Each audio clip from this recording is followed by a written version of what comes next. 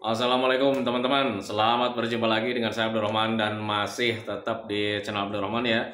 Dan masih tetap juga mengupas tentang seputaran gangguan asam lambung dan artritis psikosomatis. Nah, seperti biasa teman-teman ya, untuk season kali ini tetap akan saya respon pertanyaan-pertanyaan yang ada di kolom komentar. Nah, itu teman-teman ya, dan kemudian bagi teman-teman yang penasaran nih kemarin kenapa nggak share video ya, karena alasannya musim hujan ya. Sekarang itu musim hujan, jadi dari pagi sampai sore itu hujan terus teman-teman ya. Nah, makanya sekarang saya share videonya itu di malam hari ya, biar audionya itu nggak terganggu teman-teman ya.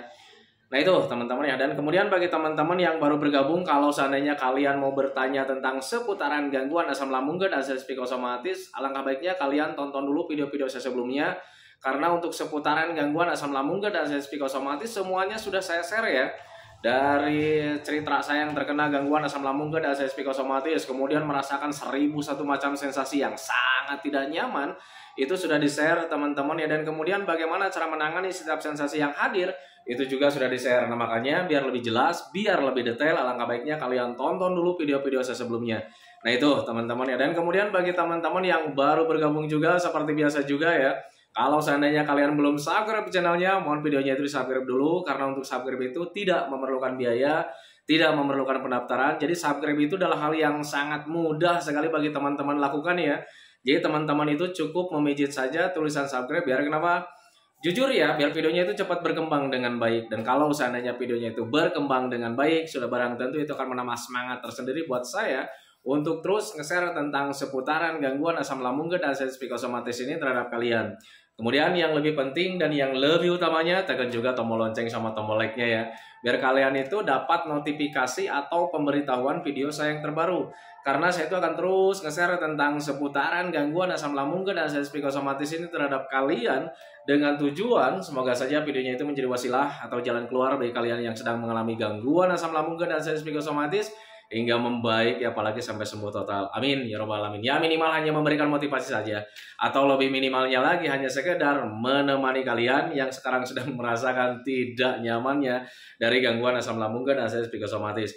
Nah itu teman-teman ya. Nah ini pertanyaannya sangat banyak sekali teman-teman ya. Jadi bagi teman-teman yang merasa bertanya di kolom komentar video kemarin teman-teman ya, tolong tonton videonya sampai habis, jangan di skip biar kalian nanti mengerti, biar kalian nanti paham tentang seputaran apa yang kalian pertanyakan. Nah itu teman-teman ya. Langsung saja teman-teman ya. Saya tidak akan sebutkan nama akunnya teman-teman ya, biar tidak panjang lebar teman-teman ya. Pertanyaan yang pertama itu cara menyembuhkan mata buram. Untuk orang-orang yang terkena gangguan asam lambung dan artritis psikosomatis itu ada kalanya mengalami hal seperti itu teman-teman. Walaupun kalian sudah dicek ke dokter mata, kemudian kalian dinyatakan baik-baik saja teman-teman ya, tetapi kadang penglihatan kita itu agak buram, kemudian ada agak berkabut. Apalagi kalau seandainya kita itu melihat lingkungan itu kayak macam aneh teman-teman ya. Nah itu ada beberapa faktor penyebab kalian mengalami hal seperti itu teman-teman. Yang pertama itu mungkin karena kalian saat terkena gangguan asam lambung dan artritis psikosomatis, aliran darah dan oksigen kalian itu kurang lancar teman-teman ya, sehingga mata kalian itu tidak berfungsi dengan baik, tidak bisa bekerja dengan baik. Nah itu teman-teman ya, kenapa untuk orang-orang yang terkena gangguan asam lambung dan artritis psikosomatis rata-rata nih ya, aliran darahnya kurang lancar, aliran oksigennya kurang lancar ya, karena untuk orang yang terkena gangguan asam lambung dan artritis psikosomatis biasanya itu senangnya itu rebahan teman-teman ya. Kurang olahraga, jadi senangnya itu rebahan, karena ya rebahan itu merupakan hal yang paling nyaman teman-teman ya. Alhasil ya sudah pasti ya wajar juga gitu teman-teman kalau seandainya aliran darah dan oksigen kalian itu kurang lancar sehingga mata kalian itu tidak bisa bekerja dengan maksimal. Nah itu teman-teman, itu yang pertama. Kemudian yang keduanya nih, untuk orang-orang yang terkena gangguan asam lambung dan artritis psikosomatis, ketika mengalami hal seperti itu, ada kalanya kalian mengalami mata buram itu karena efek atau radiasi dari HP, TV, laptop teman-teman ya. Karena ketika saat aslam hanya itu yang bisa menemani kita teman-teman ya. Apalagi orang-orang yang terkena gangguan aslam nih sering mendengarkan video-video motivator kayak macam begini teman-teman ya, bisa satu harian full dia nonton HP teman-teman. Jadi ketika HP-nya berhenti, ketika melihat keluar itu ya kadang kita pandangan itu agak buram.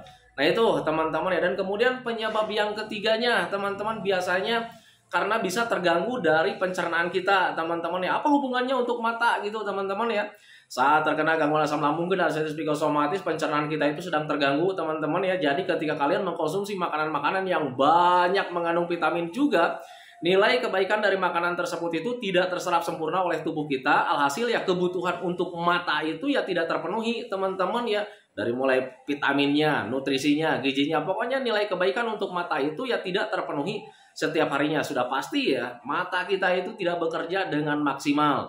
Nah itu teman-teman, itu penyebab-penyebab biasanya penyebab-penyebab mata buram untuk orang-orang yang terkena gangguan asam lambung dan arteritis psikosomatis. Kemudian untuk orang-orang yang terkena gangguan asam, ada kalanya kalian itu melihat lingkungan itu kayak macam aneh teman-teman ya. Nah ketika kalian melihat hal seperti itu teman-teman, itu sebetulnya bisa dari efek stres teman-teman ya. Jadi ketika kita stres, ketika kita terlalu banyak pikiran teman-teman ya, sudah pasti kebutuhan untuk tubuh kita itu ya tidak terpenuhi setiap harinya, karena energi yang ada itu ya terkuras kembali dengan stres teman-teman ya. Stres atau terlalu banyak pikiran itu bisa menguras energi kita dengan cepat. Tengoklah orang yang terlalu banyak pikiran itu badannya itu nggak ada yang gemuk teman-teman ya. Nah itu karena terkuras dengan stres atau terkuras dengan terlalu banyak pikiran. Nah untuk mata juga kebutuhannya itu tidak terpenuhi akibat karena kitanya stres atau terlalu banyak pikiran. Nah itu teman-teman. Nah sekarang bagaimana solusinya? Untuk orang-orang yang terkena gangguan asam lambung dan arteritis psikosomatis, usahakan yang pertama banyak minum, minimal 8 gelas dalam sehari, jangan sampai kurang. Nah itu teman-teman. Kemudian yang keduanya, hindari terlalu sering main HP, TV atau laptop teman-teman ya. Kemudian hindari juga terlalu sering rebahan teman-teman ya. Kemudian yang ketiganya, kalian harus sering makan ya, sering makan, sering ngemil gitu teman-teman ya. Karena kebutuhan tubuhnya itu biar terpenuhi setiap jamnya, bahkan setiap menitnya. Nah itu teman-teman. Kemudian latihlah dengan cara sering memandang ke arah yang jauh gitu teman-teman. Jangan terlalu kalian mentok di HP, mentok di tembok gitu teman-teman ya. Nah makanya untuk orang-orang yang terkena gangguan asam lambung dan arteritis psikosomatis itu selalu dianjurkan, ayo jalan-jalan lah, ayo jalan-jalan menyenangkan, biar kalian itu ya selain merepres otak dan pikiran kita itu ya bisa merepres pandangan juga teman-teman ya. Karena untuk gangguan asam lambung dan arteritis psikosomatis semuanya butuh latihan, termasuk di pandangan-pandangan atau penglihatan-penglihatan seperti itu. Nah itu teman-teman, makanya pahami saja ke sana. Nah kemudian yang keduanya, perasaan linglung, bingung, aneh, seperti ada yang mau mengendalikan. Ini dari emosi ya, dari emosi yang tidak stabil karena efek dari terlalu banyak pikiran atau stres terhadap hal-hal yang tidak menyenangkan teman-teman ya. Untuk orang-orang yang terkena gangguan asam lambung dan arteritis psikosomatis, biasanya itu stresnya itu terhadap penderitaan yang kita alami teman-teman. Sakitnya kok udah lama nggak membaik-membaik teman-teman. Pokoknya kalian stresnya atau terlalu banyak pikirannya itu ke hal-hal negatif teman-teman, sehingga itu bisa mempengaruhi emosi yang menjadi tidak stabil teman-teman ya. Kadang perasaan kita itu suka ada yang menggerakkan ya. Nah itu teman-teman, jadi seolah-olah kita itu dikuasai dengan pemikiran-pemikiran kita teman-teman ya.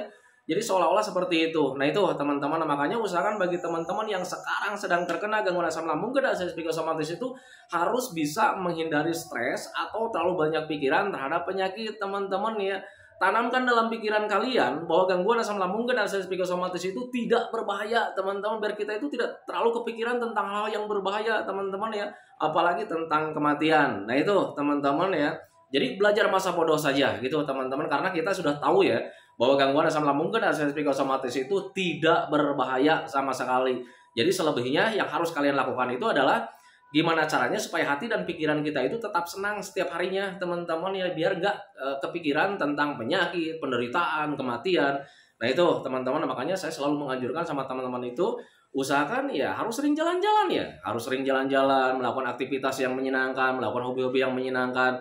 Nah itu teman-teman, makanya lakukan dari mulai sekarang biar kalian itu ya terhindar dari perasaan seperti itu teman-teman ya. Di awal-awal memang agak sulit lah, tetapi ketika kalian konsisten menjalaninya teman-teman ya, hari ini lakukan aktivitas yang menyenangkan, besoknya lakukan lagi, besoknya lakukan lagi, besoknya lakukan lagi. Nanti seiring dengan waktu, karena mungkin perasaan kalian terlatih teman-teman, dan akhirnya kalian itu sensasi linglung kayak macam seperti itu nggak ada sama sekali teman-teman ya.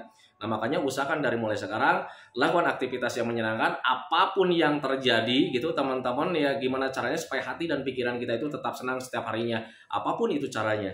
Nah itu teman-teman ya.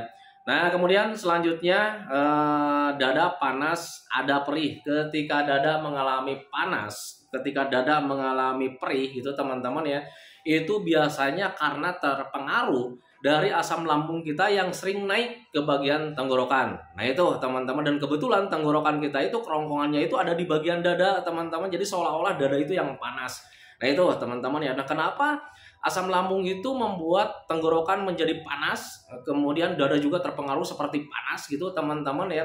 Karena sifat dari asam lambung itu adalah tajam teman-teman ya. Jadi ketika asam lambung itu sifatnya itu asam ya, keasamannya itu sangat tajam sekali teman-teman. Jadi ketika kita misalkan cairan asam lambungnya itu kita misalkan teteskan ke benda atau misalkan ke daging teman-teman, itu daging itu bisa melepuh teman-teman ya.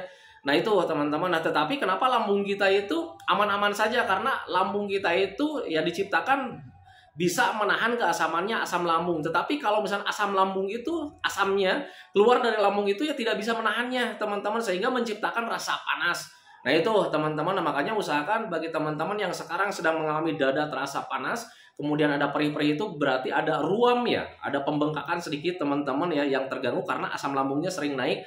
Nah usahakan bagi teman-teman ketika mengalami hal seperti itu banyak minum saja teman-teman ya. Tujuannya ketika asam lambung naik nih kan nanti bisa terpengaruh ya bagian tenggorokan ya. Ketika kalian minum air putih hangat gitu teman-teman, nanti terbasuh lagi bagian tenggorokannya. Lakukan itu terus teman-teman ya. Nanti juga bakalan membaik dengan sendirinya ketika asam lambungnya nanti normal kembali dan kemudian jarang naik, itu pasti bakalan membaik lagi. Nah itu teman-teman, makanya pahami saja ke sana.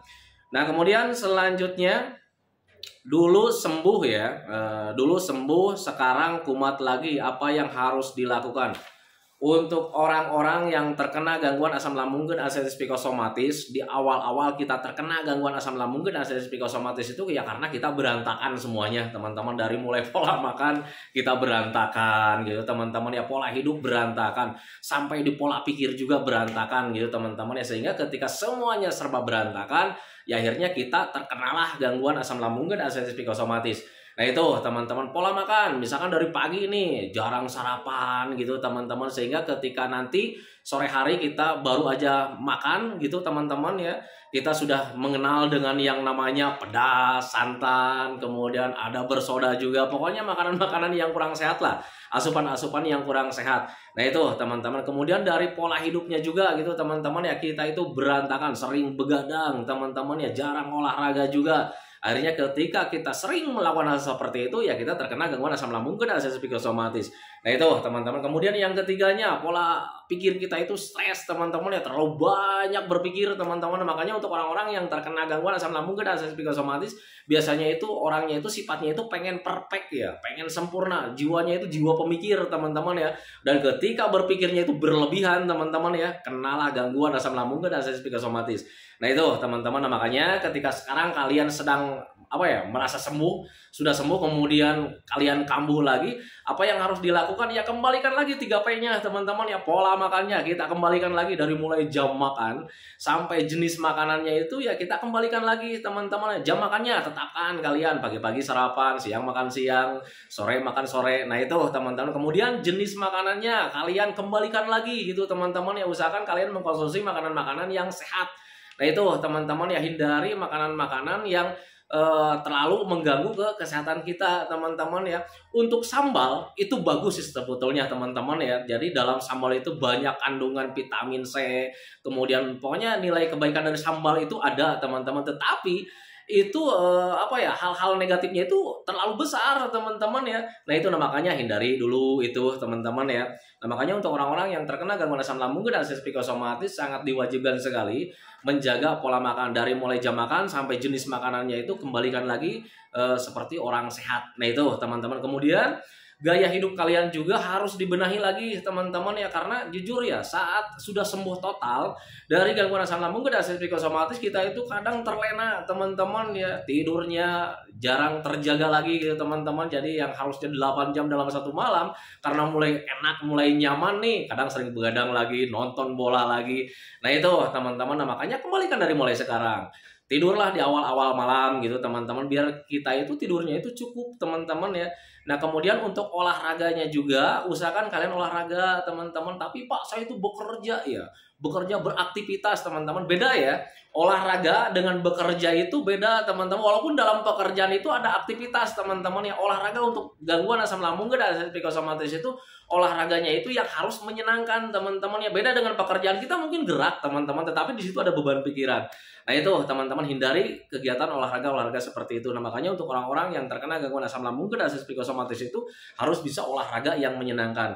Nah itu teman-teman. Kemudian pola pikirnya juga kembalikan lagi teman-teman ya, hindari stres, hindari pikiran-pikiran yang pemikiran-pemikiran yang membuat kita mumet teman-teman ya.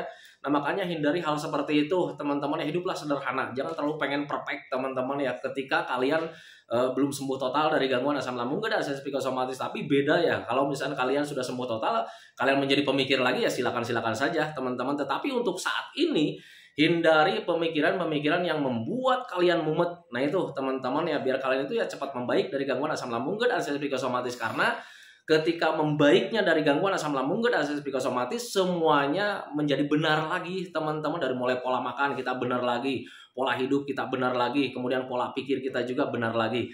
Nah itu teman-teman, makanya pahami saja ke sana.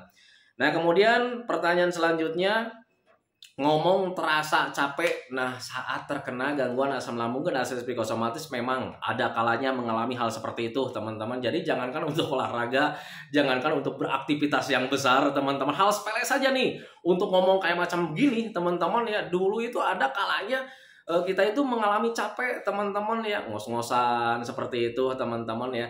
Itu bisa karena efek stres atau bisa karena efek terpengaruh dari kembungnya lambung kita teman-teman. Kemudian ada esofagus yang terganggu. Nah itu teman-teman, sehingga ketika kita mengeluarkan suara saja itu terasa capek, kemudian terasa pelan, ketika napas itu terasa banget teman-teman ya.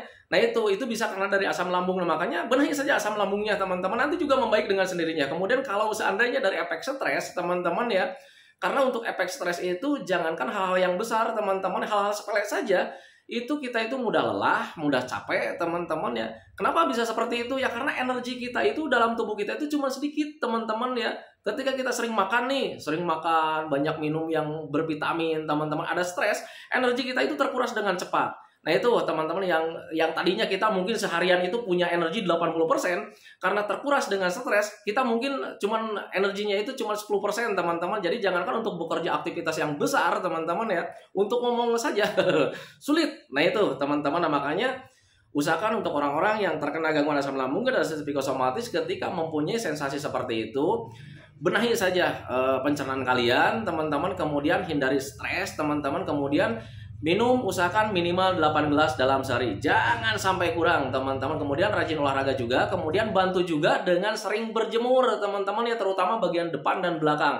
Tetapi untuk orang-orang yang terkena gangguan asam lambung dan psikosomatis, untuk berjemur hindari bagian kepala teman-teman yang karena mudah pusing. Nah caranya gimana? Kalian duduk di antara yang panas dan yang teduh. Nah itu teman-teman, ketika kalian ingin berjemur nih bagian depan, kalian masuk bagian ininya ke depan, kemudian bagian kepalanya itu masukin ke bagian belakang. Nah itu teman-teman, kemudian bagian belakang juga sama, ketika kalian ingin berjemur bagian belakang kena panas, mukanya, kepalanya masukin ke bagian yang teduh. Nah itu teman-teman, sesimpel itu, tetapi kalian butuh konsisten ya. Nah itu teman-teman ya. Nah kemudian selanjutnya, batuk nggak sembuh-sembuh. Nah untuk orang-orang yang terkena gangguan asam lambung dan psikosomatis, ketika kalian mengalami batuk nih, ada istilah batuk menahun ya. Kadang dulu itu ketika orang mempunyai batuk, kemudian sudah berobat ke dokter juga, kemudian tidak sembuh-sembuh teman-teman, ada yang 1 bulan, 2 bulan, bahkan itu orang-orang itu selalu bilang batuknya itu batuk menahun ya. Tidak ada istilah batuk menahun dalam istilah kedokteran teman-teman. Yang ada itu ketika kalian mengalami asam lambung sering naik nih teman-teman ya, nanti asam lambung itu bisa bisa membuat ruam di bagian tenggorokan teman-teman. Jadi tenggorokan itu ada bengkak-bengkak sedikit teman-teman ya. Dan ketika perbaikannya itu terasa gatal teman-teman ya. Tengok saja ketika kalian misalkan mendapati luka bagian luar teman-teman, itu perbaikannya itu terasa gatal teman-teman ya. Dan untuk di luar itu mungkin bisa kita garuk teman-teman ya. Tetapi kalau misalkan bagian tenggorokan teman-teman ada luka sedikit, kemudian ada perbaikannya, nah itu ya terasa gatalnya itu ya respon tubuhnya itu paling batuk. Nah itu teman-teman ya. Nah makanya pahami saja ke sana. Nah kemudian kok kenapa ya batuknya itu terasa lama? Ya karena mungkin untuk luka bagian luar kita diamkan selama 1 hari, 2 hari, 3 hari mengering beres teman-teman. Tetapi untuk bagian dalam itu ketika ada luka gitu teman-teman ya, itu ada perbaikan sedikit terganggu kembali. Kalian minum air putih saja itu terganggu kembali perbaikannya. Kalian makan terganggu lagi perbaikannya. Nah itu teman-teman, sehingga kalian jangan aneh kalau seandainya ada luka bagian dalam itu ya sulit membaiknya itu ya karena setiap harinya itu bahkan setiap jamnya itu kita terganggu. Nah makanya untuk orang-orang yang terkena gangguan asam lambung dan anestesi psikosomatis, kenapa diwajibkan tidurnya itu di malam harinya itu 8 jam dalam satu malam. Tujuannya biar perbaikannya itu ya lebih bagus teman-teman, karena waktu perbaikan di malam hari itu ya begitu lama teman-teman ya. Beda ketika perbaikannya di siang hari, ada aktivitas di situ. Kita makan di situ gitu teman-teman ya, kita minum di situ terganggu kembali. Tetapi kalau untuk malam hari kita tidur itu tidak terganggu. Nah itu teman-teman, makanya usahakan tidurnya itu minimal 8 jam dalam satu malam. Kemudian untuk yang mempunyai batuk menahun kayak macam begitu, usahakan yang pertama jaga jenis makanannya. Jangan sampai kalian mengkonsumsi makanan-makanan yang bisa memicu asam lambungnya itu nggak normal kembali. Nah itu teman-teman, kemudian usahakan minumnya 8 gelas dalam sehari, jangan sampai kurang. Kalau seandainya kalian konsisten melakukan hal seperti itu, paling lama itu 1 minggu biasanya itu udah beres teman-teman. Tetapi kalau misalnya kalian, Pak ini saya udah dilakukan nih minumnya, kemudian jaga jenis makanannya, kok sekarang udah 3 minggu nih belum membaik gitu teman-teman, ya berarti kalian itu belum konsisten melakukan metodenya. Nah itu teman-teman, tolong diingat-ingat, benahi saja metodenya, kemudian konsisten melakukannya. Nah itu teman-teman ya. Nah kemudian selanjutnya, BB masih kurus. Ini untuk orang-orang yang terkena gangguan asam lambung dan anestesi psikosomatis, biasanya ketika melihat BB kurus itu kadang kita shock teman-teman ya. Apalagi kalau misalnya ada tetangga yang nengok kemudian bilang, wah Pak kok sekarang kurusan ya, wah Bu kok sekarang kurusan ya, turun mental kita teman-teman ya. Nah makanya untuk orang-orang yang terkena gangguan asam lambung dan anestesi psikosomatis, ketika kalian BB-nya menjadi turun teman-teman ya, kalian nggak usah khawatir teman-teman, itu merupakan hal yang sangat wajar teman-teman ya. Kenapa saya katakan wajar? Ya karena kebutuhan untuk tubuh kalian itu tidak terpenuhi setiap harinya. Kenapa bisa seperti itu? Ketika asam lambung kalian tidak normal, ketika kalian mengkonsumsi makanan yang banyak vitamin juga, itu nilai kebaikan dari makanan tersebut itu tidak terserap sempurna oleh tubuh kita teman-teman ya. Pencernaannya sedang error. Nah makanya wajar kalau seandainya kalian kurus. Nah sekarang bagaimana sih ingin mengembalikan lagi BB kalian itu menjadi kembali lagi gitu kan teman-teman ya. Ya usahakan kalian sering makan, sering ngemil, sering minum minimal 8 gelas dalam sehari, jangan sampai kurang teman-teman. Nah, makanya dokter selalu bilang usahakan kalian itu sering makan, sering ngemil, tujuannya biar kebutuhan untuk tubuh kalian itu terpenuhi setiap harinya. Dan ketika sudah terpenuhi setiap harinya teman-teman ya, BB itu bakalan kembali lagi teman-teman ya. Tapi Pak sekarang ini makannya sekarang udah sering nih, tapi misalkan BB belum juga kembali kan gitu teman-teman ya. Hindari pengurasnya teman-teman ya. Penguras energi kita itu apa? Kembali lagi terhadap stres dan terlalu banyak pikiran. Nah itu teman-teman ya. Jadi rata-rata untuk orang-orang yang terkena gangguan asam lambung dan anestesi psikosomatis, konsistennya itu dimakannya. Wah ini kata Pak Guru juga nih, makannya itu harus banyak, harus sering. Kalian sering makan, sering ngemil, sering minum teman-teman biar BB-nya itu kembali lagi. Tetapi kalian tidak menghiraukan tentang stres dan terlalu banyak pikiran teman-teman ya, terasa percuma juga teman-teman ya. Jadi sebanyak apapun kalian mengkonsumsi makanan-makanan yang bervitamin teman-teman ya, tanpa kalian mengolah stresnya itu terasa percuma teman-teman. Jadi akan standby di situ, berat badannya itu akan standby di situ. Nah itu teman-teman, makanya usahakan hindari stresnya biar kalian itu energi yang sudah hadir juga tidak terkuras kembali. Nah itu teman-teman, makanya pahami saja ke sana. Nah kemudian selanjutnya, mulut berdarah saat meludah. Ini banyak juga yang bertanya seperti itu teman-teman ya. Saat terkena gangguan asam lambung dan anestesi psikosomatis, ketika kalian mengalami mulut ketika meludah itu sering berdarah teman-teman, jangan kalian cemas, jangan kalian berpikir kemana-mana, wah ini jangan-jangan penyakit dalam yang parah gitu teman-teman ya. Ketika kalian sudah dicek ke dokter dinyatakan baik-baik saja, kemudian kalian mengalami ludahnya itu ada apa ya, darah-darah gitu teman-teman ya, kadang kita selalu berpikir wah ini jangan-jangan mendekati kematian. Tidak seperti itu teman-teman. Jadi ketika kalian sudah dicek ke dokter, kalian dinyatakan baik-baik saja, tetapi kalian mengalami sensasi seperti itu, kadang meludah itu ada darahnya teman-teman, bahkan dahak juga ada darahnya teman-teman ya, itu biasanya terpengaruh dari panas dalam teman-teman ya. Kembali lagi, ketika panas dalam itu ya kadang ada ruam-ruam sedikit lah gitu teman-teman, dan kadang ada luka-luka sedikit. Nah itu yang bisa menyebabkan darah. Dan itu teman-teman ya, itu pengalaman saya dulu saat terkena gangguan asam lambung dan anestesi psikosomatis. Nah makanya ketika kalian mengalami hal seperti itu, benahi saja panas dalamnya. Dengan cara seperti apa? hindari mengkonsumsi makanan-makanan yang bisa memicu panas dalam, kemudian sering minum juga. Dan untuk saya pribadi dulu sering mengkonsumsi apa ya, jus alpukat, kemudian rebusan labu siam, kemudian pepaya. Nah itu teman-teman ya, jadi sering mengkonsumsi hal seperti itu. Sederhana, simple, alami, dan cukup membantu untuk orang-orang yang terkena gangguan asam lambung dan sensasi psikosomatis. Nah itu teman-teman ya. Nah kemudian selanjutnya perut begah terus. Nah perut begah terus, perut kembung terus itu biasanya dari gasnya yang masih berlebih teman-teman ya. Orang yang terkena gangguan asam lambung dan sensasi psikosomatis lebih dominan mengalami hal seperti itu karena ya asam lambungnya belum normal teman-teman. Jadi asam lambung ketika tidak normal itu ya bisa menyebabkan gas berlebih teman-teman, dan sensasinya itu pasti kembung, begah gitu teman-teman ya. Kemudian selanjutnya ada sensasi sering merasa mual juga gitu teman-teman, jadi kadang pengen muntah juga gitu teman-teman ya. Kemudian ketika esopagusnya bagus gitu teman-teman, ketika gasnya berlebih, kemudian ya kita paling sering sendawa teman-teman ya. Kalau misalnya sering sendawanya jarang gitu teman-teman, nanti ujung-ujungnya sering kentut juga.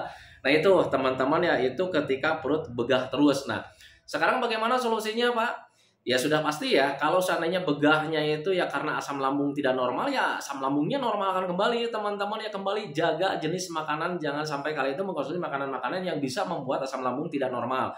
Kemudian hindari makanan-makanan yang bergas teman-teman ya, kayak macam umbi-umbian, kemudian apa ya, makanan yang bergas itu telur rebus juga jangan teman-teman. Berpikir logika saja nih teman-teman ya, ketika kalian sering kembung, sering begah, apakah kalian diharuskan makan singkong, makan umbi-umbian teman-teman. Bahkan itu orang-orang yang terkena gangguan asam lambung dan sensasi psikosomatis selalu mendengarkan ocehan mereka gitu teman-teman, ocehan orang-orang yang belum pernah mengalami gangguan asam lambung dan sensasi psikosomatis. Oh lu sakit lambung nih, sakit mah nih, obatnya sama ini nih, sama apa ya, sama singkong gitu kan ya, singkong mentah katanya gitu kan. Ada juga orang yang bilang seperti itu teman-teman ya.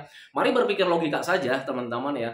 Orang yang terkena gangguan asam lambung dan sensasi psikosomatis itu sering mengalami kembung, begah teman-teman ketika kalian mengkonsumsi singkong gitu teman-teman, kemudian umbi-umbian yang mengandung gas teman-teman ya, tambah kembung teman-teman ya. Nah itu makanya hindari makanan-makanan yang bisa memicu apa ya, gasnya itu tambah berlebih teman-teman ya. Makanan-makanan yang mengandung gas berlebih itu kayak macam umbi-umbian, kemudian kol, kemudian telur rebus teman-teman ya, kemudian santan. Nah itu teman-teman hindari saja seperti itu teman-teman ya, biar kalian itu cepat membaik dari gangguan asam lambung dan sensasi psikosomatis. Kemudian perbanyak minumnya, tujuannya ya biar kalian itu bisa sendawa teman-teman, karena yang bisa mengurangi kadar gas di dalam lambung kita itu dengan sendawa atau dengan kentut. Nah itu teman-teman, makanya usahakan sering minum saja biar nanti juga ya kalian itu begahnya itu hilang sedikit-sedikit. Nah itu teman-teman ya. Nah itu teman-teman ya, karena sekarang durasinya ini sudah 27 menit lebih teman-teman ya. Sekarang pertanyaannya itu masih banyak juga teman-teman ya, dari sebelahnya juga masih banyak. Tetapi ya karena sekarang durasinya sudah 27 menit lebih, saya hentikan teman-teman. Bagi teman-teman yang pertanyaannya belum sempat saya respon teman-teman ya, tenang saja, nanti di video selanjutnya akan saya terus respon dengan video-video seperti ini teman-teman ya. Dan kemudian kalian juga nggak usah heran, bukan nggak usah heran ya, nggak usah takut teman-teman ya, karena untuk asam lambung dan sensasi psikosomatis itu tidak berbahaya teman-teman. Kalau seandainya kalian bertanya, wah ini saya pertanyaannya nih nggak direspon nih, gimana di jalan keluarnya kan gitu teman-teman ya. Kalian nggak usah khawatir teman-teman ya, gangguan asam lambung dan sensasi psikosomatis itu tidak berbahaya. Kalian bakalan sembuh lagi, kalian bakalan sehat lagi. Yang penting kalian jangan terlalu banyak pikiran saja dari mulai sekarang. Yang penting kalian gimana caranya supaya menjalankan 3P-nya itu tetap konsisten teman-teman, dari mulai pola makan, pola hidup, pola pikir, kemudian selebihnya kalian bersenang-senang saja teman-teman ya, untuk menghindari stresnya. Ketika kalian konsisten ke arah sana, pasti kalian cepat membaik. Nah itu teman-teman ya, makanya pahami saja ke sana.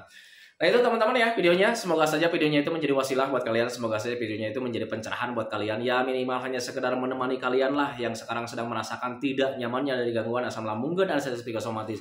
Kemudian seperti biasa sebelum saya akhiri videonya, saya selalu mendoakan sama teman-teman itu, semoga saja teman-teman itu cepat sehat lagi, cepat sembuh lagi, cepat kembali lagi keadaan kalian yang dulu, baik semangatnya, moodnya, tertawanya, pokoknya kehidupan kalian yang berwarna itu semoga saja cepat kembali lagi, karena memang saya yakin 100% bahwa keadaan kalian yang dulu itu sangat dirindukan sekali. Nah itu teman-teman ya, kemudian doakan saya juga teman-teman ya, agar saya itu tetap sehat, tetap kuat, tetap ceria, agar masih bisa tetap menemani kalian. Nah itu teman-teman ya, saya hentikan videonya teman-teman ya. Assalamualaikum warahmatullahi wabarakatuh.